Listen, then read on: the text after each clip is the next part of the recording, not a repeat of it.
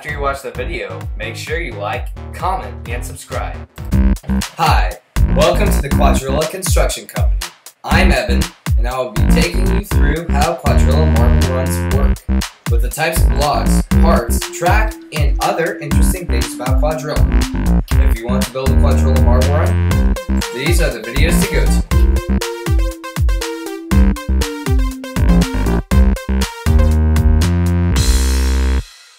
Previously on the Quadrilla Construction Company, we talked about two types of marble buckets, the red switching block and the teeter-totter, and their purpose. Today, we will be talking about some of the parts from the switch set, or the switch extension set. If you have this set, you are very lucky because this set is super hard to find. First of all, let's talk about how this thing works. You put the marbles in an orange ramp and flick a switch. A marble comes out onto the next piece of track and hits the switch, letting a marble come out, and it continues until all the marbles are gone. Let's talk about the blocks of the switch set. The switch, along with the yellow block with the red circle, cooperates. The switch is the thing that triggers it all. This thing lets a marble come out of a block when a force pushes it to a certain amount. The yellow block with the red circle is the block that encases the switch and keeps the marbles inside when they load in. The orange ramp is the piece of track that collects marbles and is usually placed above the yellow block with the red circle.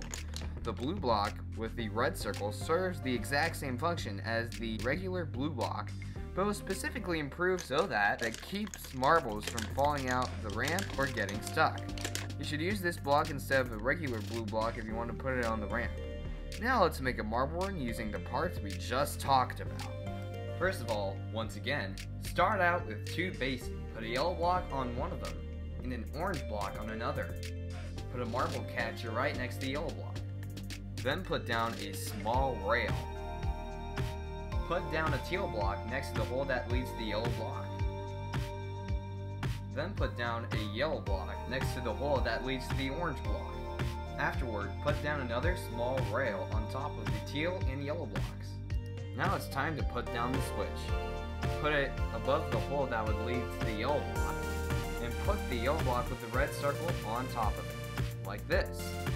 Put down an accelerator right next to the yellow block with the red circle. Then put down a blue block on top of the yellow block without the red circle. Now this is where you put down the ramp. Put down the blue block with the red circle on top of the yellow block with the red circle. And you're all done. All you need to do is to just test it out. This system works best when you put it on top of the marble run. Well, that's pretty much it for the introduction video to the switch set. I hope you enjoyed the video. Next up, we will be talking about the 3 different sizes of helix used in earlier Quadrilla sets and how they work. This is Evan, signing out.